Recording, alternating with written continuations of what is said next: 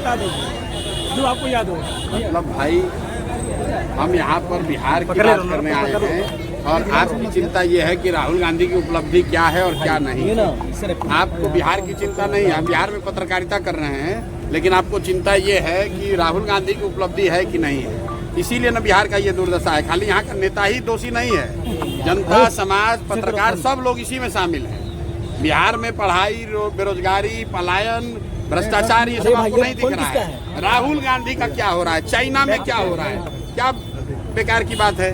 Sir Ashok Chaudhary बोल रहे हैं कि उनको सुप्रीम कोर्ट तक ले जाएंगे। कहाँ तक ले जाएंगे भाई? उनको बता दीजिए कि सुप्रीम कोर्ट से ऊपर एक और न्यायालय है जिसको अंतर्राष्ट्रीय कोर्ट कहा जाता है, द हेग में है, वहाँ तक चले। ये सर्वदलीय नेता अशोक चौधरी, इनका इतना हालत खराब है, इनको पता है कि नवंबर में ही होने वाले हैं बेरोजगार। फिर से दोहरा देते हैं कि सर्वदलीय नेता क्यों है। बिहार में, देश में आपने सुना है नेता लोग दल बदलता है। ये सर अशोक चौधरी ऐसा नेता है कि एक ही टाइम में सारे दल में, बाबू जी कांग्रेस में, जदयू में, बेटी लोजपा में, और उन्हीं के शब्द में हमारे से भाजपा में, एक ही बार सारे दल में है। इसके बावजूद जान रहा है कि इस बार सब जगह से चुनाव हारेंगे, बेरोजगार हो जाएंगे नवंबर में। तो 56 साल की उम्र में बताइए, बिना एग्जाम के, बिना इंटरव्यू के, कि भाई साहब पटना यूनिवर्सिटी में हो गए प्रोफेसर। आप बताइए, बिहार में आज तक आपने सुना है कि बिना पढ़ाई के, बिना परीक्षा के, बिना इंटरव्यू के पटना यूनिवर्सिटी में हो गए प्रोफेसर? कोई पूछने वाला नहीं है। बिहार का लड़का सब बेरोजगार पढ़ लिख कर घूम रहा है, JRF करके।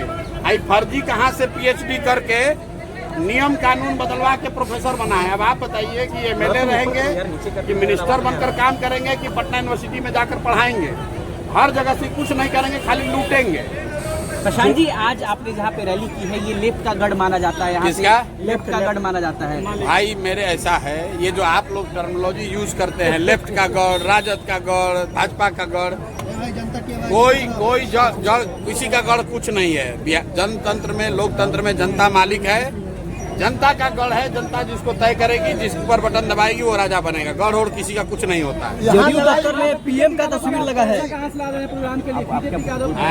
बीजेपी के लीडरों का आरोप है कि आप पैसा कहाँ से ला रहे हैं? बीजेपी के किसी नेता से आप पूछे कि बीजेपी के पास पैसा कहाँ से आता है? जैसे लोग बीजेपी को डोनेशन चंदा दे रहे हैं, उसे प्रशांत किशोर को लोग एक बार फिर विवाद छिड़ गया है। तेजस्वी यादव लगातार एक बार फिर से कहाँ विवाद छिड़ा है? कहाँ विवाद छिड़ा है भाई? वक्फ बोर्ड का पूरे देश में विरोध हुआ, उसके बावजूद सरकार ने कानून बना दिया है। अब तेजस्वी यादव के कहने से, उनके चिल्लाने से तो कुछ होने वाला है नहीं। अगर वक्फ बोर्ड से जो प्रभावित लोग हैं वो जमीन पर उतरेंगे, आंदोलन करेंगे और सरकार, केंद्र सरकार उनकी बात मानेगी तो वक्फ बोर्ड बिल में संशोधन होगा।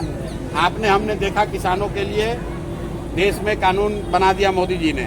किसान उससे खुश नहीं थे, तो 1 साल किसानों ने संघर्ष किया, दिल्ली को घेरा, तब न कानून वापस हुआ।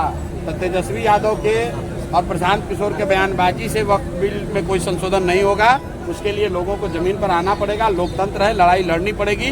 जो लोग उससे प्रभावित हैं उनको लोकतांत्रिक तरीके से लड़ाई अपनी लड़नी चाहिए। जदयू दफ्तर में बीजेपी का मोदी जी का तस्वीर लगा है। जदयू दफ्तर में मोदी जी का तस्वीर लगा है। मोदी जी का तस्वीर लगा जदयू दफ्तर में। नवंबर के बाद जदयू दफ्तर बीजेपी का ही दफ्तर हो जाएगा। पहले ही हमने आपको कह दिया है कि नीतीश कुमार के राजनीति का ये अंतिम दौर है। नवंबर के बाद नीतीश कुमार न मुख्यमंत्री रहेंगे, न जदयू दल रहेगा। तो स्वाभाविक है कि उस पर फोटो तो भाजपा वालों का ही लगेगा। कोई गिरेगा, कमजोर कोई होता है तो उसमें जो मजबूत होता है वो कब्जा कर लेता है, तो भाजपा वाले उसको कब्जा करेंगे। इस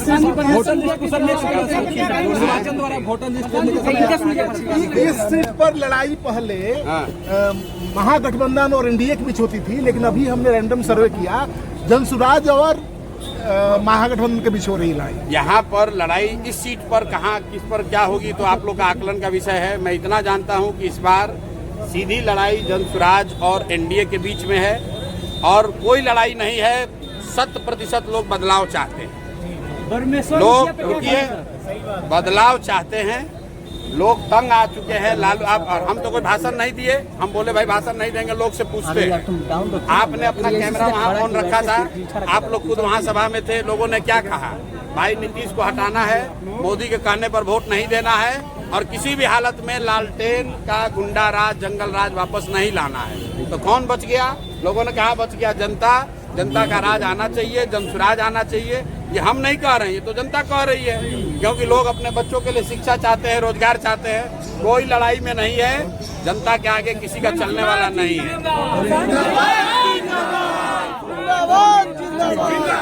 जिंदाबाद